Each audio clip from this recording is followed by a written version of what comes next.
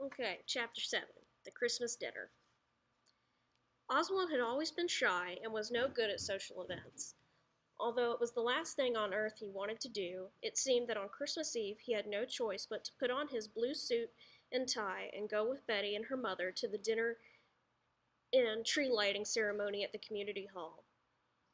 It was made clear to him over and over that everyone was expecting him. So at 5:30, he and Betty Kitchen and her mother, Miss Alma, wearing three giant red camellias in her hair, strolled down the street. It was still about 69 degrees out, and hard for Oswald to believe it was really December 24th. When they arrived, the hall was already packed with people, and the minute they saw Oswald, everyone made a point to come up and shake his hand and welcome him to the area. After about 30 minutes of being pulled around the room like a wooden toy, Oswald was thrilled to see Roy Grimmett come in, looking as uncomfortable in his blue suit and tie as Oswald had felt in his. At around 6:30, after a prayer was said, it was time to eat, and someone called out, "Let Mr. Campbell start the line." Oswald was handed a plate and pushed to the long table, full of more food than he had ever seen. Fried chicken, ham, turkey, roast beef, pork chops, chicken and dumplings, and every kind of vegetable, pies and cakes you can imagine. At the end sat two huge round-cut glass punch bowls of thick, delicious-smelling eggnog. Eggnog's so gross. One was labeled leaded, and the other bowl was labeled unleaded. Oswald hesitated for a moment and seriously thought about it, but at the last second went for the unleaded. He did not want to get drunk and make a fool out of himself and embarrass Frances. After all, everyone knew she was responsible for getting him there. The long tables with the white tablecloths had centerpieces decorated with sprigs of fresh holly and pine cones that had been dipped in either shellac or gold or silver paint sprinkled with glitter. On the pine walls, huge red paper bells hung from twisted red and green paper that was wrapped around the room, interspread with the pictures of the Nativity. Oswald sat next to Betty's mother, and Betty sat on the other side, and about halfway through dinner, the old lady punched him in the ribs and said, "Ask me what time it is." "Okay, what time is it?" "Half past kissing time. Time to kiss again," she said, and then screamed with laughter, and continued to repeat it over and over, until Betty had to get up and take her home. It seemed Miss Alma had gotten into the leaded eggnog. Oswald had just dropped whipped cream from the sweet potato pie all down the front of his tie when Dottie Nibbins, the president of the association, made an announcement. "Before we start the program this evening, we have a first-time visitor with us tonight, and I would like for him to stand up and tell us a bit about himself." Everyone clapped, and they all turned around and smiled at him and sat waiting for him to speak. Oswald's ears turned as red as the bells on the wall. Frances, seeing how uncomfortable he was, quickly stood up and said, "Keep your seat, Mr. Campbell. Mr. Campbell is my guest tonight, and I can tell you came all the way down here from Chicago to get away from bad old cold weather and to spend the winter with us, and maybe longer if we don't run him off with all of our crazy doings." They all laughed. "So welcome to the community, Mr. Campbell." They all clapped again, and he made an attempt to nod. The program for the evening was a reading of "'Twas the Night Before Christmas" by Dottie Nibbins, an unfortunate selection for a woman with a lisp, followed by a solo rendition of "Rudolph the Red-Nosed Reindeer," played on the musical saw, and ending with a visit from Santa Claus, who came in the room with a large sack thrown over his shoulder. Santa sat in the front and called out the names of all the children in the room, and one by one each went up for their present. Oswald noticed that when they got back to the table with their and opened their packages, they all seemed to like what they got. After everyone had received gifts, Santa Claus stood up and said, "Well, that's all, boys and girls." But then, as he lifted his sack, he pretended to find just one more present. "Oh, wait a minute," he said. "Here's another one." He read the card and looked out and asked, "Is there a little boy here named Oswald T. Campbell?" Everybody laughed and pointed. "Come on up, Oswald," said Santa. When he got there, Oswald saw it was Claude Underwood under the beard, of course it was, who asked, "Have you been a good boy?" Oswald laughed and said he had, received his present, and went back to his seat. The evening ended with the lighting of the tree. As soon as everyone was outside, they all mashed together in a large clump, and Oswald found himself in the middle. He could not help but think about the photo in the old hotel brochure of those 30 people standing under a rose bush. People in Alabama must love to stand around in clumps. Butch Manich was stationed in the doorway. When the children standing over to the side mashed together in their own smaller clump started singing "Oh Christmas Tree," he switched on the lights and they all applauded. After it was over, Oswald walked home with Francis and Mildred. He told them the most amazing thing about the evening to him, besides all the food, was that all the kids seemed to love their presents. He said he almost never liked what he had gotten for Christmas. They smiled and explained that the reason they were all so pleased was because each year Dottie Nivens, the postmistress, opened the letters they had written to Santa and told their parents exactly what they wanted. As they walked farther up the street, Oswald noticed that one side of the sky seemed to be glowing red off in the distance. Francis told him it was caused by the fires the Creoles lit along the riverbanks every Christmas Eve to light up the night for Papa Christmas, and help him find his way to the homes of the Creole children. "We used to go and watch him come up the river, but we don't go over there anymore," she said. Although it was around 10 o'clock, the night was still mild and it was very pleasant with the moonlight shining through the trees. Walking past all the houses with their Christmas lights twinkling in the windows. As they strolled along in silence, listening to the night birds singing, Oswald suddenly began to experience an unfamiliar feeling he could not identify. He was actually glad he had gone to dinner. It had not been that bad after all. When he got home, Betty, who was downstairs in her nightgown with cold cream on her face, said, "You don't have to worry about waking Mother up tonight. She's as drunk as a skunk and out like a light, so maybe I'll finally get some rest." When he got upstairs to his room, he unwrapped his present and he saw a brand new hardcover copy of Birds of Alabama. It was signed "Merry Christmas" from the Lost River Community Association. It was just what he wanted, and he had not even written Santa a letter. That actually makes me really happy. Got emotional for a second. The gift was really from Claude and Roy. A few days before Christmas, Claude had told Roy he felt sorry for Mr. Campbell. Why? The poor guy, he comes down to the dock waiting for the mail, and all he ever gets is some pension check from the government.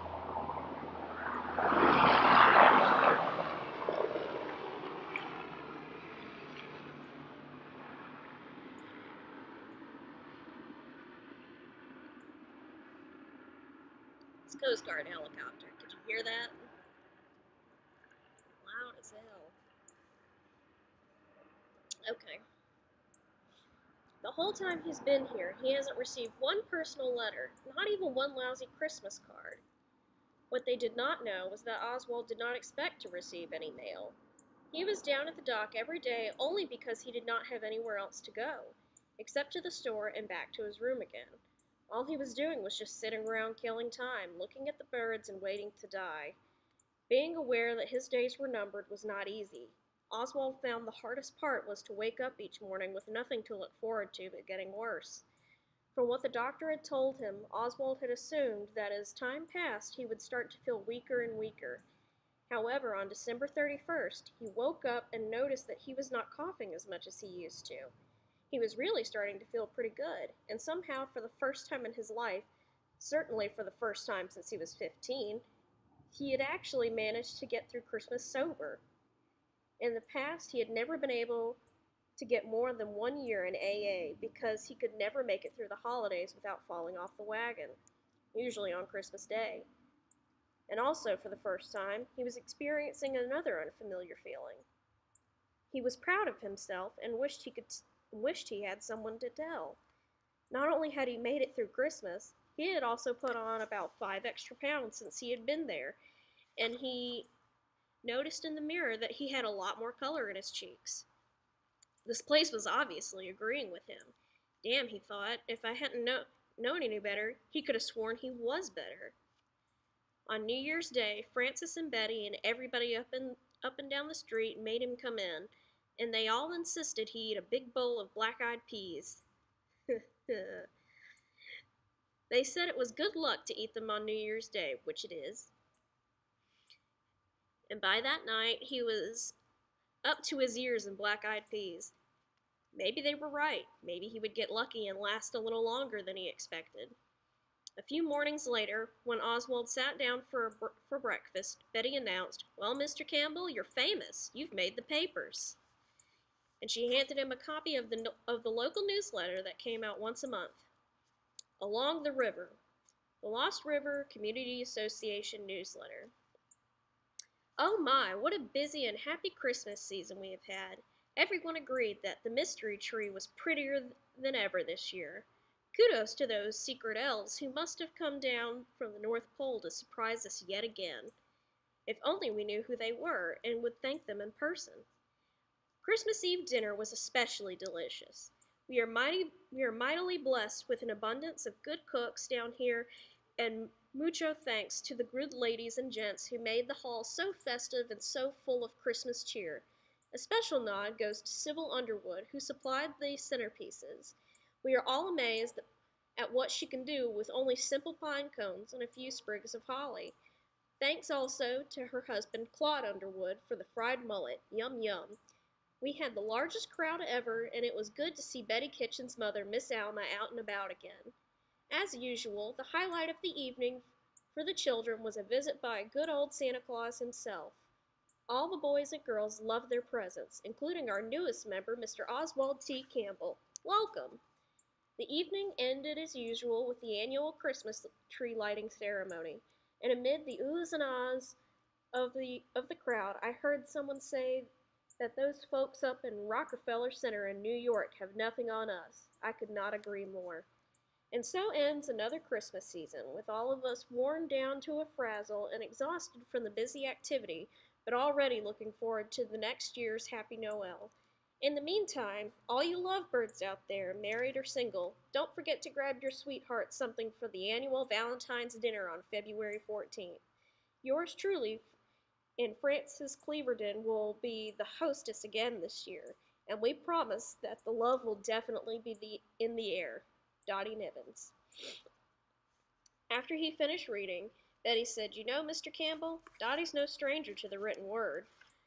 When she was younger, she had herself quite a little literary fling up there in Manhattan." "Is that so?" he said, although he was not surprised. She certainly did look the artistic type, since she usually wore a long black scarf and a black velvet beret on the head. Typical. "Oh yes," said Betty. "She lived in Greenwich Village and was a genuine bohemian from what I understand. Dottie told me she thought she was going to be the next Edna Ferber or Pearl Buck. I don't know who those people are. But it didn't work out, so she had to get a job." "That's too bad," he said. "Yes, but she's a good sport about it. When Dottie became our official postmistress, she said she'd always hoped she'd wind up a woman of letters, but this was not quite what she had in mind." Oswald understood how she felt. He had always dreamed of becoming an architect someday, but instead wound up working as a draftsman all his life. His ambitions had never quite panned out either.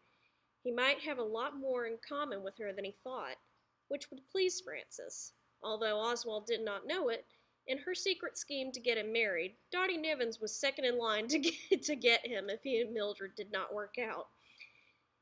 And at the moment, that did not seem to be going anywhere, at least as far as he could glean from Mildred. After that first dinner with Oswald at her house, she had tried her best to get at least a clue to how she felt. After he had left that night, she had asked Mildred, "Well, what do you think?" Mildred had looked at her as if she had no idea what she meant. About what? She knew full well what Frances had meant, and was just being cantankerous to irritate her. But far be it from Mildred to tell you what she was really thinking. Sunday mornings in Lost River were quiet. Almost everyone, including Betty Kitchen and her mother, went over to the little town of Lillian for church. Frances and Mildred had asked Oswald to go with them, but he was not a church-going man. Another person who did not go was Claude Underwood, who went fishing. When asked why, he told everyone that he attended the Church of the Speckled Trout and would much rather be on the river than in a suit and tie cooped up in some hot, stuffy building. One Sunday in early January, Claude rode by the dock, noticed Oswald sitting there in his chair with his book, and pulled over to see him. "I see the girls haven't drug you off to Lillian with them," Claude said, smiling. "No, they tried, but I escaped." "What are you doing?" "Oh, nothing, just looking." "Then why don't you come fishing with me?" "I don't know how to fish." "Could I just tag along for the ride?" "Sure, get in." It was a clear, bright blue morning, and the sun sparkled on the water as Claude rowed all the way up to the wide part of the river. Flocks of pelicans flew beside the boat, almost close enough to reach out and touch. While they were sitting in the middle, the river was so still and peaceful. The only sound was the faint whirring of Claude's fishing reel and the soft plop as the lure hit the water. Oswald was amazed at the ease and grace with which Claude cast his line out and drew it back with almost no effort. While they were sitting there in the quiet, Oswald heard church bells ringing way off in the distance. He asked Claude where they were coming from. "That's the Creole church across the river. You can hear it sometimes if the wind is right," he laughed. "Sometimes on Saturday night you can hear them playing their music, whooping and hollering and carrying on. They like to have a good time, I'll say that for them." "Do any of the Creoles ever come over to our side of the river?" Claude sighed. "They used to, but not anymore." "What are they like?" "Most of them are as nice as you could want. Would give you the shirt off their backs. I had a lot of good Creole friends at one time, but after that thing with Roy and Julian, we just don't mix. After what happened, everybody was more or less forced to take sides. Since the Creoles are all pretty much related to one another, they had to side with Julian, whether they agreed with him or not. And all of us over here had to do the same. It's sort of a Hatfield and McCoy kind of thing. I just learned about them, so I finally get that reference. Sorry. Ugh, lipstick on my teeth. Alright. "We don't go over there and they don't come over here." Oswald, curious, asked, "What happened?" "Didn't the women tell you about it?" "No." "Why would they do that?"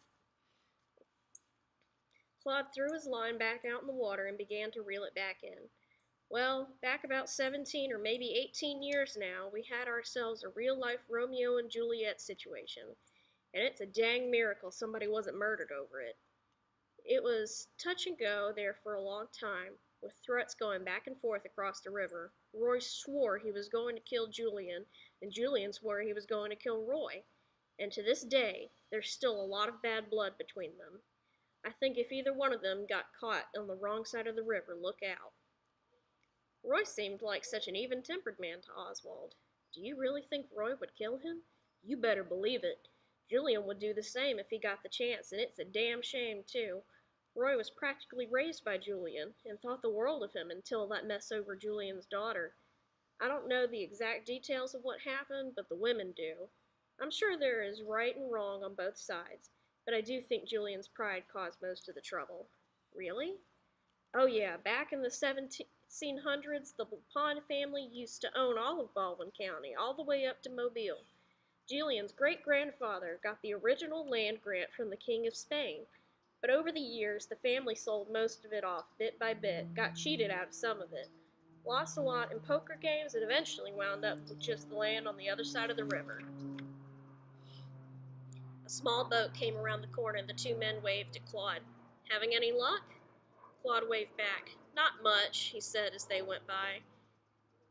"Anyhow, about 60 years ago, some of the farmers that came down to Baldwin County and bought the land thought the Creoles were just a little too dark for their taste, and also they were Catholic and did their share of drinking that they didn't set too well with the farmers.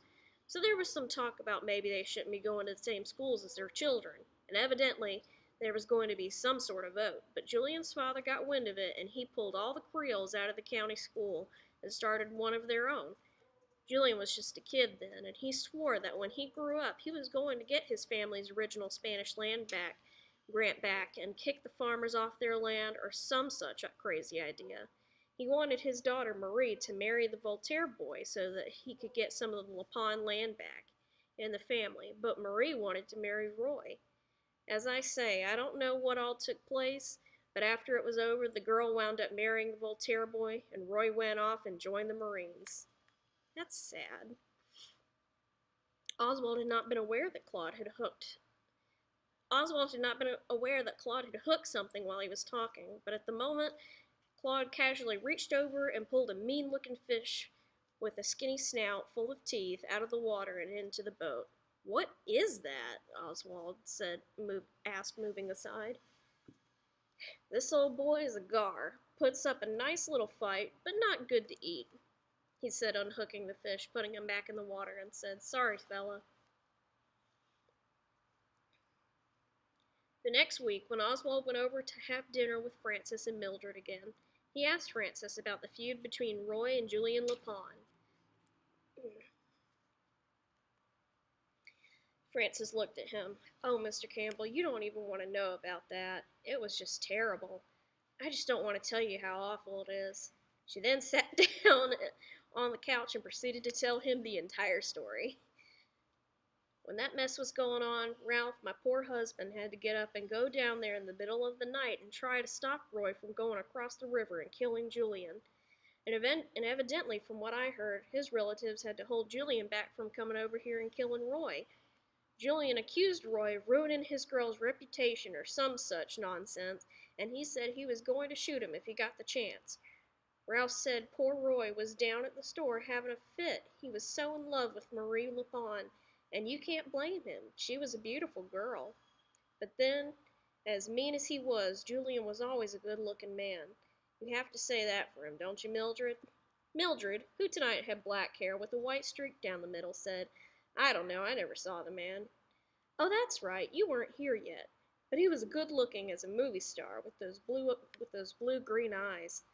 All the women were crazy about him. Anyhow, Roy and Marie had practically grown up together, and had been in love with each other since they were children. So when he was 18, Roy told Julian that he and Marie wanted to get married, and Julian had a fit and said no, absolutely not, and the only way Roy would marry Marie was over his dead body. Marie's mother, who loved Roy like a son, begged Julian to change his mind, and so did Roy's uncle, who was a good friend, but he would not budge. He was he claimed he was against it because Roy was not Catholic, but the truth was Julian wanted that Voltaire land back, and the only way he could get his hands on it was to have Marie marry into the family. So when all else failed, Roy somehow got got a note to Marie and rode over there late one night to get her so they could run off and get married. But Julian caught them just as they were leaving the dock and drug Marie out of the boat and shot at Roy. Oh, it was terrible. People said they heard poor Marie screaming and crying and pleading with her father all the way across the river. The very next day, Julian took Marie off and stuck her in a convent somewhere where Roy couldn't find her. Mildred said, "Why didn't she just leave? That's what I would have done." "I don't think it was that easy, Mildred. I think she was afraid her father would hurt Roy. Or maybe being a good Catholic girl, she felt obligated to do what he said. But anyway, about a year later, she managed to get a letter to Roy and told him she had decided to go ahead and marry the Voltaire boy. And do you know what the worst part of this story is?" Mildred, who had already knocked back 2 vodka martinis, said, "That dinner is getting cold." Frances ignored her sister and continued, "The worst part is, after all of that, the Voltaire boy lost all his family's land gambling, and he and Marie had to move to Louisiana. So Julian broke 2 hearts and destroyed 2 lives, all for nothing. It's a real-life tragedy, so we just don't talk about it. Especially to Roy. I know he's still in love with her." Mildred turned to Oswald. "It sounds like the plot of a really bad novel, doesn't it?" "You should know," thought Frances, as she stood up to go to the kitchen, but she did not say it. She did not want Mr. Campbell to know what kind of junk her sister read, and wished Mildred would be more like Dottie Nivens, who at least aspired to better herself. She read great literature, Chaucer, Proust, and Jane Austen, not those cheap romance novels Mildred always picked. "You can read both." "I do." As she was as she was pull, bleh, as she pulled the roast out of the oven, her pink stove was all out. I'm sorry. As she pulled the roast out of her pink stove, she also wondered why Mildred had worn that low-cut blouse that showed the top of her more than generous wherewithals. I guess it means cleavage. Was she interested in Mr. Campbell? Or was she just not paying attention to what she put on? With Mildred, you never knew.